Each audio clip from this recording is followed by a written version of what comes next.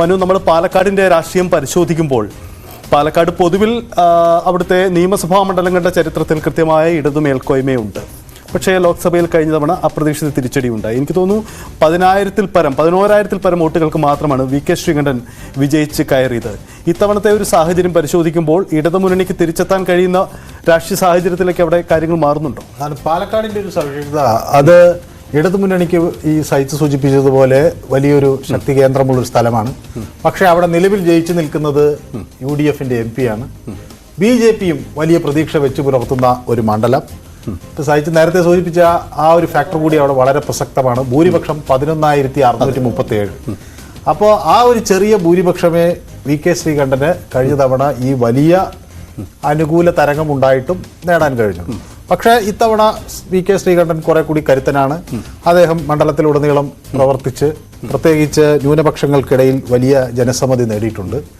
അപ്പോൾ ആ ഒരു ഫാക്ടേഴ്സ് അവിടെ വരുന്നു. അതേസമയം BJPയും അവരുടെ ശക്തി വലിയ തോതിൽ അവർ മുന്നോട്ട് കൊണ്ടുവന്നിട്ടുണ്ട്. LDFനെ സംബന്ധിച്ചിടത്തോളം 6 ടേം തുടർച്ചയായി ഭരിച്ചെടുത്തു നിന്നാണ് അവർക്ക് ഈ അപ്രതീക്ഷിതമായ ആഘാതം കിട്ടുന്നത്. അതും നിസ്സാരനായ ഒരു വ്യക്തിയല്ല. അവിടെ അതിന് മുമ്പത്തെ വർഷം വൻ ഭൂരിപക്ഷത്തിൽ ജയിച്ച MP രാജേഷ്, അതായത് പിന്നെ വീരേന്ദ്രകുമാറിനെതിരെ 1,05,000 വോട്ടുകൾക്ക്, കൃത്യമായി പറഞ്ഞാൽ 1,05,300 വോട്ടുകൾക്ക് ജയിച്ച രാജേഷാണ് പിന്നീട് 11,600 വോട്ടുകൾക്ക് 637 വോട്ടുകൾക്ക് താഴോട്ട് വീഴുന്നത്. അപ്പോൾ ആ ഒരു സാഹചര്യത്തിൽ നിന്നാണ് ഈ തെരഞ്ഞെടുപ്പിനെ നമ്മൾ അവലോകനം ചെയ്യേണ്ടത്. ഈ തെരഞ്ഞെടുപ്പ് അതുകൊണ്ട് തന്നെയാണ് ഇത് നിർണായകമാവുകയും ചെയ്യുന്നത്. കാരണം ഇവിടെ ജയം ആർക്ക് എന്നത് അപ്രസക്തമാകുന്നു. എല്ലാവർക്കും അല്ലെങ്കിൽ അപ്രതീക്ഷിതം വിജയങ്ങൾ ഉണ്ടാകാം, ആർക്കെന്ന് പ്രവചനാതീതമാകുന്നു. 3 പേർക്കും ഒരു വലിയ സാധ്യതകൾ ഉണ്ട് എന്ന ആത്മവിശ്വാസം ഉള്ളൊരു മണ്ഡലം കൂടിയാണ്. ശരി, എന്തായാലും പാലക്കാടിന്റെ പൊതുവായ സാഹചര്യം കൂടി നമുക്ക് പരിശോധിക്കാം. 7 നിയമസഭാ മണ്ഡലങ്ങൾ ചേരുന്ന പാലക്കാട് ലോക്സഭാ മണ്ഡലം.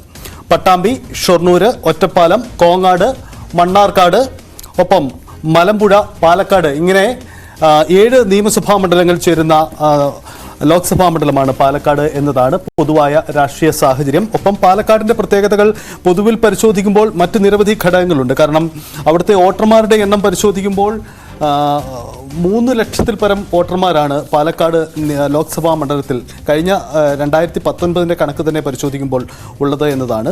ഒപ്പം ഈ 2014 ഒപ്പം തന്നെ 2019 2 തെരഞ്ഞെടുപ്പുകളെ താരതമ്യം ചെയ്യുമ്പോഴും ആ ഒരു പ്രകടമായ സാഹചര്യം അവിടെ വ്യക്തമാണ് താനും. മനു, ഈ 2014 എന്നത് MP രാജേഷിൻ്റെ അദ്ദേഹത്തിൻ്റെ ഒരു പ്രധാനപ്പെട്ട തെരഞ്ഞെടുപ്പായിരുന്നു. കാരണം MP വീരേന്ദ്രകുമാറിനോട് 2014 ഏറ്റുമുട്ടുമ്പോൾ ആദ്യവട്ടത്തിൽ, അതായത് പുതുമുഖമായി വന്ന് MP രാജേഷ് നേരിയ ഭൂരിപക്ഷത്തിൽ വിജയിച്ചിട്ട് രണ്ടാമത്തെ തെരഞ്ഞെടുപ്പിൽ 1 ലക്ഷത്തിൽ പരം വോട്ടുകൾക്ക് വിജയം നേടിയതാണ്. 2019 വരുമ്പോഴാണ് ഈ അട്ടിമറികൾ പലതും സംഭവിക്കുന്നത്. യഥാർത്ഥത്തിൽ ഒട്ടും പ്രതീക്ഷിച്ചിരുന്നില്ല കഴിഞ്ഞ തവണത്തെ ഒരു അട്ടിമറി, അല്ലേ? അല്ല, MP രാജേഷ് പിന്നെ ഒരു പുതിയതായി വരുന്ന ഒരാളായിരുന്നെങ്കിലും അവിടെ 4 വർഷം തുടർച്ചയായി NN കൃഷ്ണദാസ് അവിടെ 4 ടേം തുടർച്ചയായി ഭരണം പിടിച്ചെടുക്കുകയും ഏറ്റവും ഒടുവിലത്തെ തവണ 98,158 വോട്ടുകളുടെ ഭൂരിപക്ഷത്തിൽ ജയിക്കുകയും ചെയ്തതിന് ശേഷമാണ് ഈ മണ്ഡലം MP രാജേഷ് കിട്ടുന്നത്. പക്ഷെ അവിടെ സംഭവിച്ചതെന്ന് പറഞ്ഞാൽ നമ്മുടെ കണ്ണൂരിൽ നിന്നുള്ള ഫൈറ്റർ സതീശൻ പാച്ചേനി അവിടെ വന്നിറങ്ങുന്നു. അദ്ദേഹത്തിന് ആ നിലയ്ക്ക് വലിയ സ്വാധീനം കിട്ടുന്നു. അപ്പോൾ ഈ CPMനെതിരെ പോരാടാൻ കരുത്തുള്ള കണ്ണൂർ എന്നതൊക്കെയുള്ള ഒരു വലിയ അങ്ങനെയൊക്കെ ഒരു പ്രചാരണം നടന്നു. അങ്ങനെ കണ്ണൂരിൻ്റെ കരുത്തനായ സതീശൻ പാച്ചേനി എത്തുന്നു എന്നത് വലിയ ഒരു വിഷയമാകുന്നു. അദ്ദേഹത്തിന് A ഗ്രൂപ്പിൻ്റെ വലിയ പിന്തുണയുണ്ട്. അപ്പം അങ്ങനെയൊക്കെ ഉള്ള സാഹചര്യങ്ങളിൽ നിന്നും ഒട്ടനവധി പടലപ്പിണക്കങ്ങൾ ഉണ്ടായിട്ടും നേരിയ വോട്ടിനാണ് സതീശൻ പാച്ചേനി തോറ്റത്.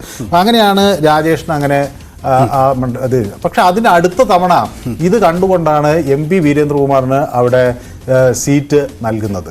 അപ്പോൾ ഈ വെറും 1,800 ആ രാഷ്ട്രീയ കാലാവസ്ഥ കൂടി ഒന്ന് പരാമർശിച്ചു പോകാൻ തോന്നുന്നു. അതായത് ഇടതുമുന്നണിയിൽ ലോക്സഭാ സീറ്റ് ലഭിക്കാത്തതിൽ പ്രതിഷേധിച്ചു പോയി UDFിൽ എത്തുമ്പോൾ ലഭിക്കുന്ന സീറ്റ് പാലക്കാടായിരുന്നു. അത് പാലക്കാടാണ്. അന്ന് എനിക്ക് തോന്നുന്നു VM സുധീരനാണ് ഈ MP വീരേന്ദ്രകുമാറിനെ ഈ കുഴിയിൽ കൊണ്ട് ചാടിച്ചതെന്ന് എല്ലാവരും പറയാറുണ്ട്.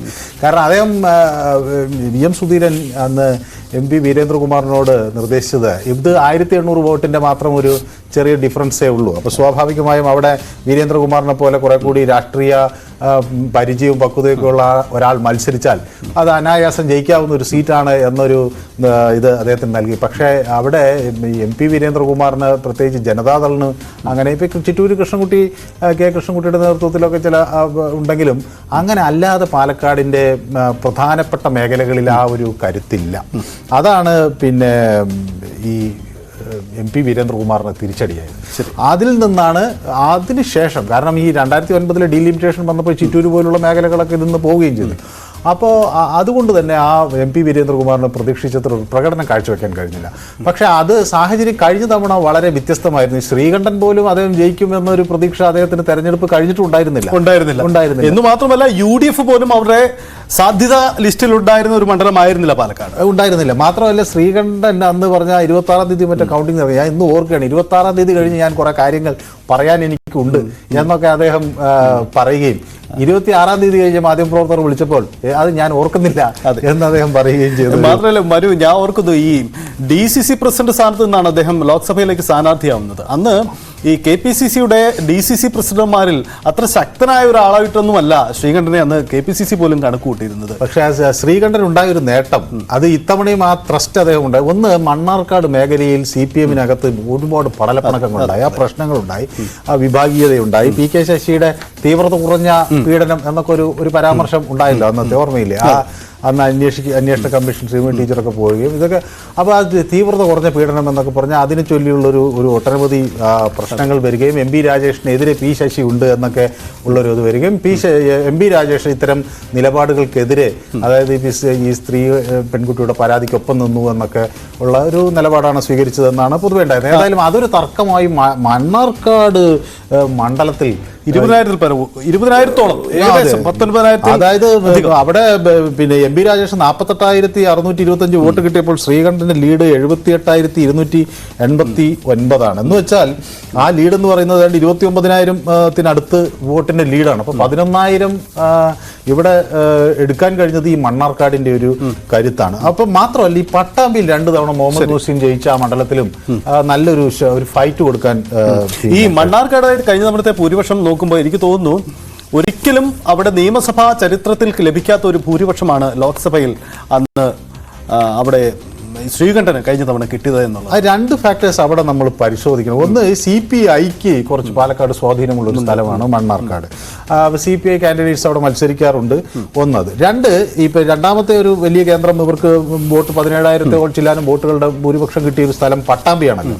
അവിടെയും നമ്മൾ 2 തവണ മുഹമ്മദ് മുഹ്സിൻ ജയിച്ചു വന്നിട്ടുള്ളൊരു മണ്ഡലമാണ്. അവിടെ നിന്നും ഈ പ്രതീക്ഷിച്ച ഇത് കിട്ടാത്തത് ഇവർ തമ്മിലുള്ളൊരു തർക്കമാണോ എന്നൊരു സംശയം അന്ന് ഉയർന്നിരുന്നു. രണ്ടാമത്തെ കാര്യം, ഈ 2 പ്രദേശത്തും വലിയ തോതിലുള്ള ന്യൂനപക്ഷ വോട്ടുകൾ ഉണ്ട്. അതിൻ്റെ ഒരു കൺസോൾട്ടേഷൻ കഴിഞ്ഞ തവണ ശ്രീകണ്ഠന് അനുകൂലമായി നടന്നു എന്നതാണ് നമുക്ക് അതിൽ നിന്ന്